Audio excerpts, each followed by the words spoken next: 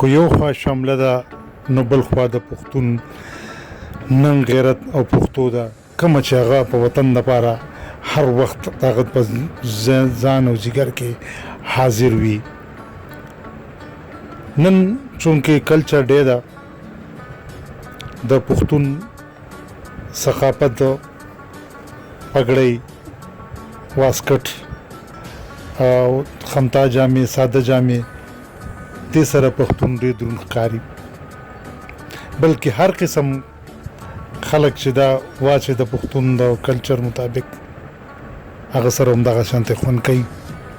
په دې کې یو هم صرف سپلۍ هم ده سپلۍ کو د 400 ده کو د پېښور ده کو د مردان ده کو د صوابۍ ده کو د کوټ ده خو د پښتون د کلچر یو اهم حصه ده. نو په دې وجه باندې زه ټولو نړۍ پښتنو ته ټولو وروڼو ته کلچر ډے مبارکبادي ورکوم. پښتو زنده باد، پاکستان پاینده باد. پښتو نیوز مردان.